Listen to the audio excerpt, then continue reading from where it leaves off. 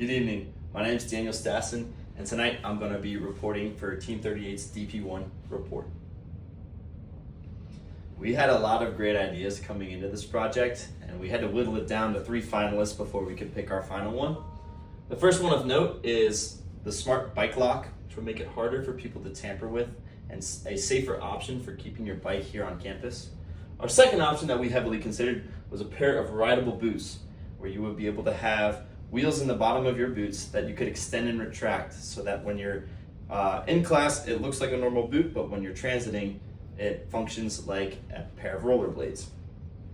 Our final option that we ended up choosing was the rideable backpack. This would allow the user to keep whatever they needed for a school day in the backpack, while also allowing them to take it off, extend a pair of wheels, and ride it around campus as a mobility option. From this, we developed our mission statement. Our mission statement is to develop and create an affordable, user-friendly alternative transportation method that is both convenient and functional.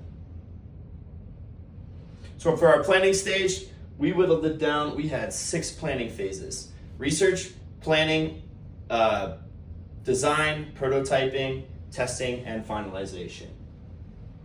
Our whole process would take about 11 weeks, and most of our phases would need to be in successive order, where we would only have 3 phases that would be able to be done side by side. These were our market research, our budgeting and research, and our CAD designing. Those were the ones that we picked that we could do side by side, but everything else would need to happen successively. Our customer profile that we created was of a man named Jeremy Smith.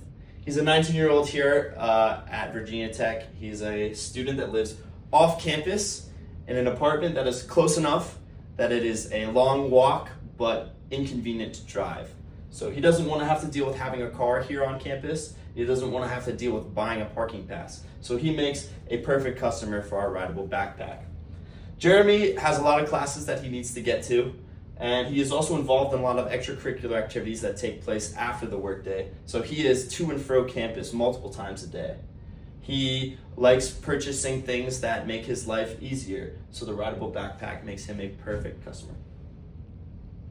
Our use cases for the rideable backpack, our basic flow would be the customer would, the night before they plan to use it, fully charge the backpack, pack it up, make sure it was secured, and then when they go to ride it, they would unplug the charger, step onto it, make sure they were safe and secure on it, and then drive at a reasonable speed and assess the road conditions as they were driving to make sure that they would be able to travel to where they're going safely. Our alternative flow, number 1, is the user forgets or doesn't fully charge the backpack. No big deal. You just put it into backpack mode, throw it on your back, and walk to class like it's a normal backpack. Our second alternative flow is that the road conditions do not allow the user to safely transit. So again, you just throw it into backpack mode and walk like you would a normal backpack. Our post condition is you get to class, you retract the wheels, you have it in backpack mode, and you can just keep it there with you. Our raw customer data is presented here. I'll boil it down for you. There were 3 major things that we pulled out of this. The volume needed to be big enough that it could hold everything that you might need in a day at school. That could be books, food, clothes, whatever. But not too big that it's bulky and it's a pain in the butt to carry around. Mass also needed to be manageable.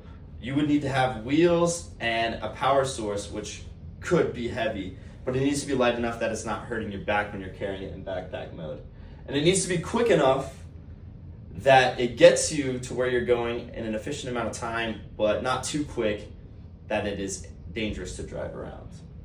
And it needs to look cool. Our quality function deployment here is our attempt at finding our target specifications. This was drawn from the raw data. The 7 options that we chose were: it needs to move faster than 12 miles an hour. That was a good speed that we decided on would be safe, and it's quicker than a walking speed, so it's optimal. The battery life needs to be longer than 6 hours. Just needs to survive a whole day of school. Anything longer than that might risk us having a battery that's too large, and then you get into, now it's uncomfortable to use. It needs to be durable. If you hit bumps or drop it, you don't want it to break because there goes your mobility option.